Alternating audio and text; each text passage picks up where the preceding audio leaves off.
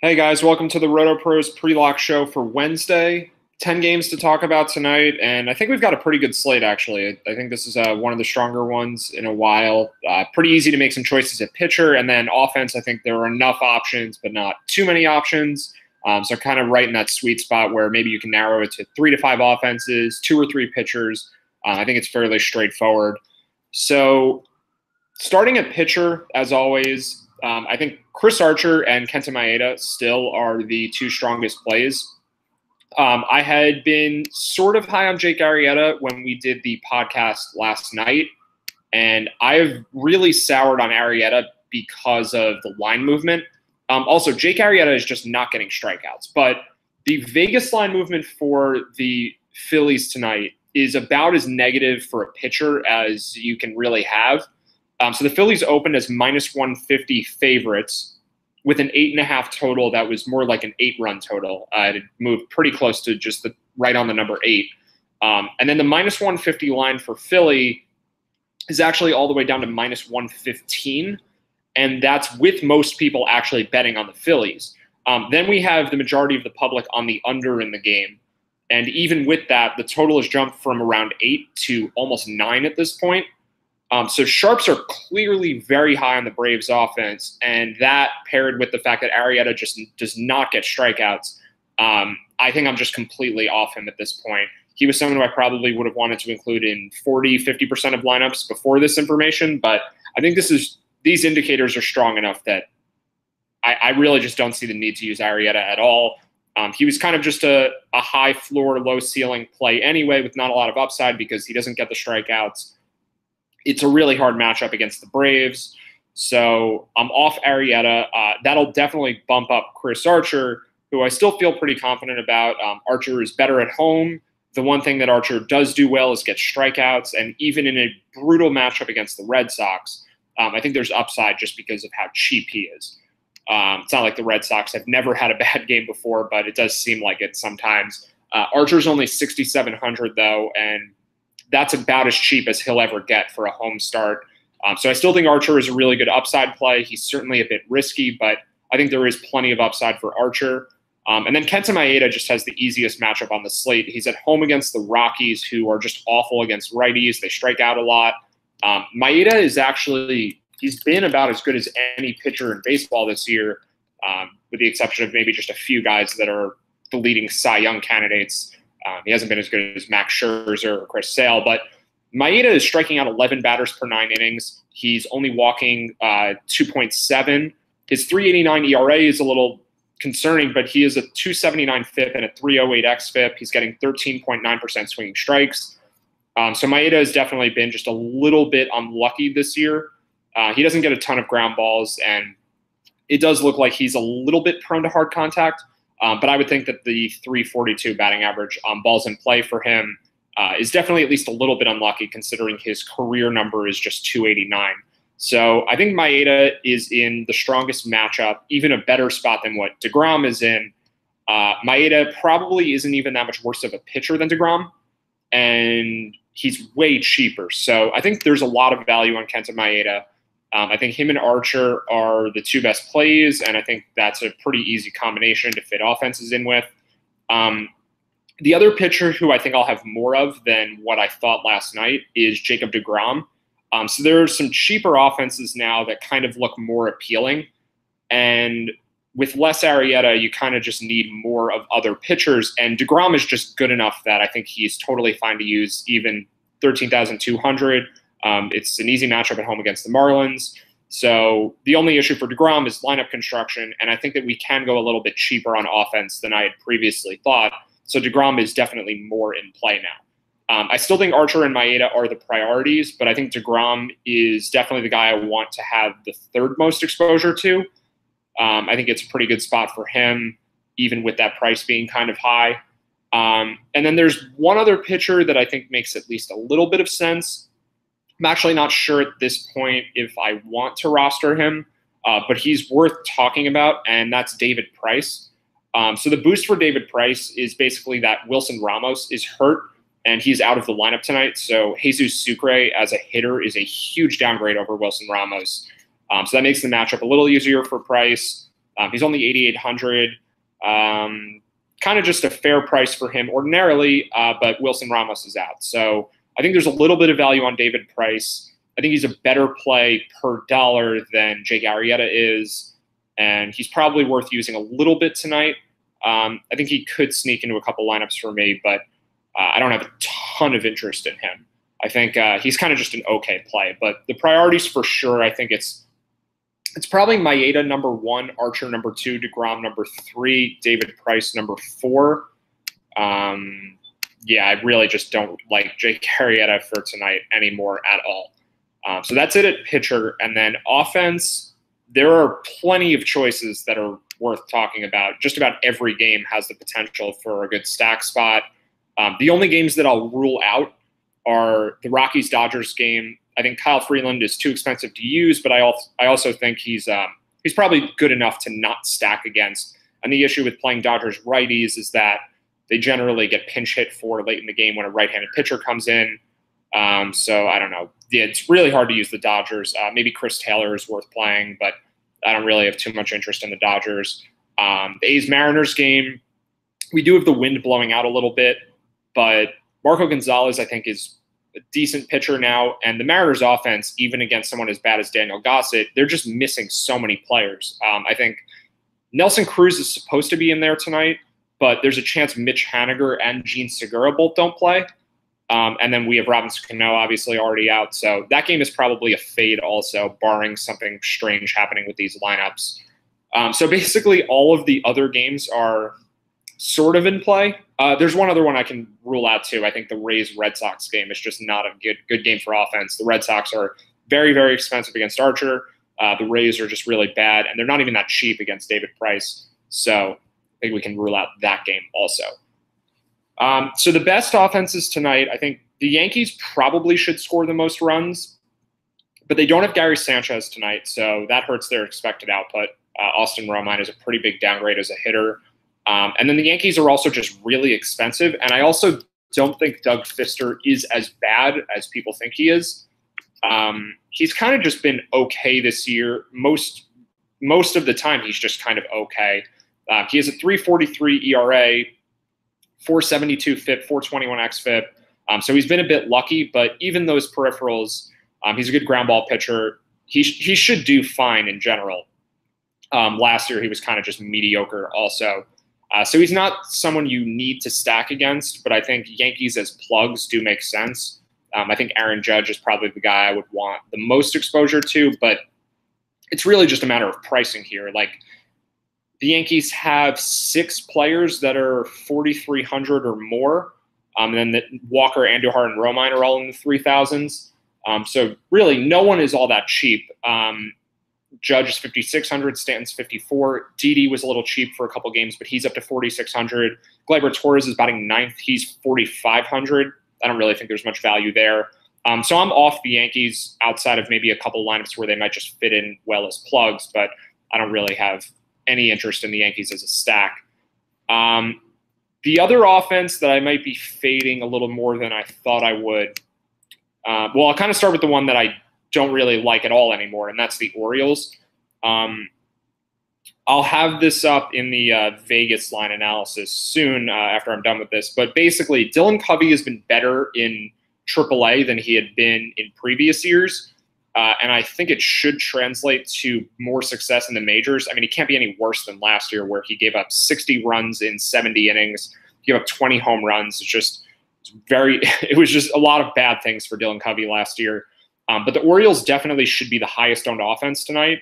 So that alone might be reason enough to fade them. But the Orioles offense just isn't that good. I mean, it is a right-handed pitcher, and a couple of their guys do have reverse splits. So I think Adam Jones is cheap enough to play. I think Jonathan Scope is worth playing. Trey Mancini is probably worth playing too, but 5,500 for Machado is a lot. And then the bottom of the order, Danny Valencia, Chance Sisco, Joey Rickard, Jace Peterson. Not really good hitters at all down there. And Chris Davis has been pretty awful this year. He's been pretty awful the last couple of years. So it's really just a good lineup 1 through 4.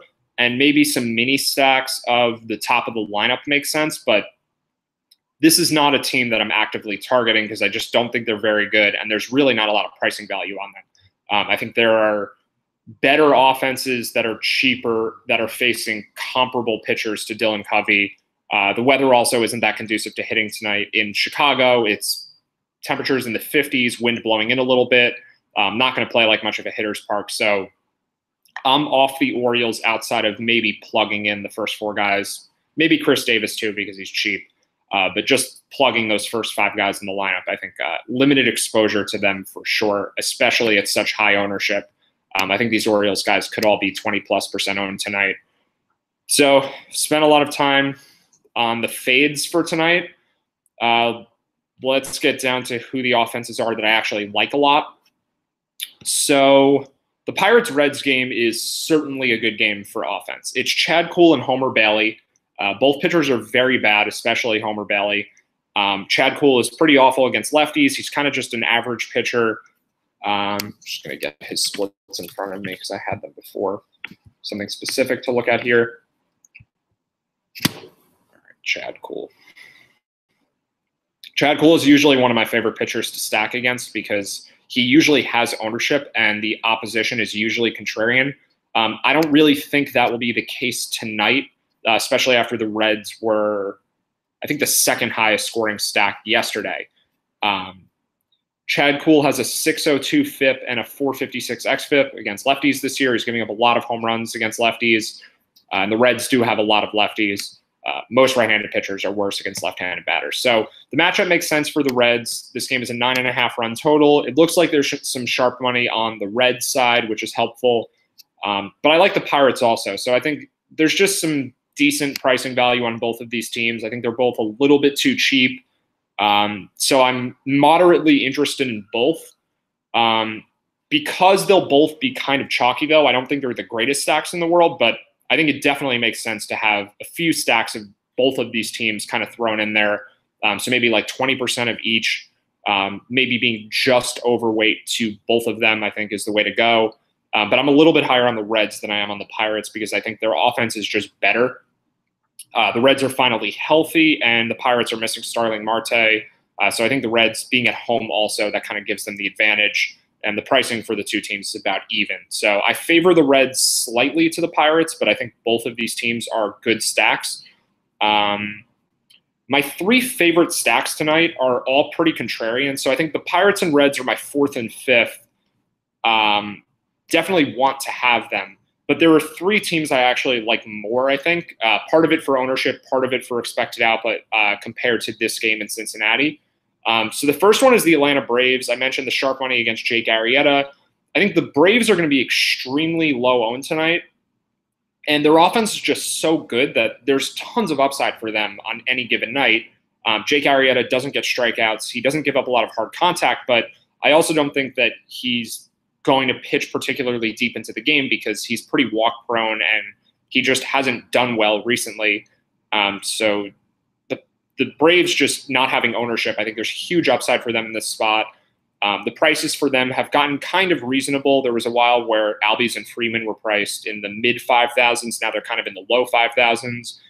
4K for Ronald Acuna seems pretty low. Nick Markakis is now, again, reasonably priced at 4,300. Kurt Suzuki is 3,200. It's not that expensive of a stack. It's actually fairly comparable to the Orioles. A little more expensive than that, but it's certainly much cheaper than the Yankees. So I think the Braves are good mostly for ownership, but I definitely think there's upside just because of how good they are. The other team that I kind of feel similarly about, but I actually might like the stack better, they're just a little bit more expensive. That's Los Angeles Angels against Aaron Sanchez. So Sanchez has been just pretty terrible for 2 years now, and I don't think most people are aware of it. There was this idea that he's really good at limiting hard contact, which was true for a while, but it has not been true the last 2 seasons. This year, Sanchez has a 7.1 K per 9 rate, 5.2 walk per 9 rate, 4.47 ERA with a 4.90 FIP and 5.02 xFIP. Overall, it's just been pretty bad. His swinging strikes are actually up, but he's giving up a lot of contact on the pitches where he isn't getting swings and misses, I guess, if that makes any sense.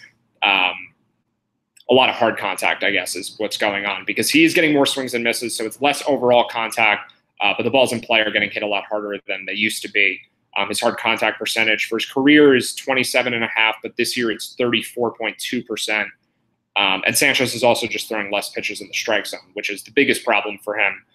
Probably part of why he's giving up more hard contact is that he's falling behind in counts and having to just throw fastballs down the middle when he's down 2-0, 3-0, 3-1. And the Angels' offense is just really good. Obviously, Mike Trout is really good. Shohei Ohtani is starting tonight. So the reason I don't like the Angels more, because by all accounts, this is just a perfect matchup for them. The A's were my favorite offense 5 days ago when they faced Aaron Sanchez. The issue is just that the Angels are a lot more expensive than that. And Albert Pujols batting fourth is just not very good at hitting. So I'm moderately interested in the Angels. I think they're just another team to have in the mix, but I would like them more if they were just cheaper. And they're a little bit pricey, so it's kind of a problem. But Mike Trout is definitely, I think, the guy that's most worth paying up for tonight. And then the other offense that I'm kind of surprised because I didn't really look at them at all yesterday, but the Mets against Dan Straley. Dan Straley has been really, really bad this year, especially against lefties. I'll give his left-handed numbers first. He is striking out 6.3 lefties per 9 innings and walking 9.9 of them. 791 FIPS, 661 xFIP against left-handed batters. And overall, Straley has an ERA under 4 in 4 starts, but his FIP and xFIP are 656 and 574. He has just as many strikeouts as walks in his 4 games. He's not getting any ground balls. So with the Mets having a pretty left-hand heavy lineup and being really, really cheap, I think this is the key, is how cheap the Mets are. Straley should do pretty poorly against them. And I don't think anyone is going to be using the Mets tonight because most people just don't use the Mets. They have let down so many times this year. They're usually a team that people target pitchers against rather than using their hitters. But Michael Conforto is the most expensive hitter in the Mets lineup at $4,000. So this is actually, I think, outside of maybe the Marlins, are there any teams that are as cheap as the Mets? Even the Rays, I think, are more expensive than the Mets. The White Sox are more expensive. The A's are more expensive. The Rockies are always more expensive. The Dodgers are about the same. But given their prices, I think the Mets actually are the best value pick tonight. And I think it'll also come at very, very low ownership. The Texas Rangers are actually cheaper, but I think Sabathia is a better pitcher than Straley by a good amount. Also, less of a splits advantage for Texas because they have a bunch of lefties going against Sabathia. The splits for the Mets, though, they have only, it looks like 3 batters that will bat from the right side of the plate tonight against Dan Straley, and they have 6 guys batting from the left. One of those 3 righties is Jacob deGrom, the pitcher. So of the 8 position players, we have 2 switch hitters. We have 1 switch hitter, and we have 5 left-handed batters. So the platoon advantage sets up really well for the Mets. They're very cheap. I think Straley is really bad, and the line movement here is pretty favorable too. The Mets have gone from -200 up to -235, and the over-under for the game has gone up half a run from 7 to 7.5, and that's with more people betting the under than the over. So sharps are on the Mets offense tonight. I think it makes sense why, and I think the spot is really strong. So yeah, I'm going a little bit more contrarian, I think, tonight because I think Pirates are going to be chalky. Reds are going to be chalky. I do like those 2 teams, maybe not quite as much as everyone else does. I think the Yankees and Orioles will be very chalky. I don't have much interest in either of them. And then the 3 contrarian teams to use are the Braves, Angels, and Mets. And I think there's a lot of upside for all 3, but especially the pricing value on the Mets. And then at pitcher, well, Mets lineups, it kind of makes sense to use Jacob deGrom for the correlation. If the Mets do well offensively, deGrom is more likely to get the win. But also, the Mets are cheap enough where it's pretty easy to fit deGrom in with them. So I might end up with a pretty even mix of Archer, Maeda, and deGrom. I think those are the 3 best pitcher plays. I think you can use David Price. Don't have any more interest in Jake Arrieta for all of the reasons I've mentioned so far.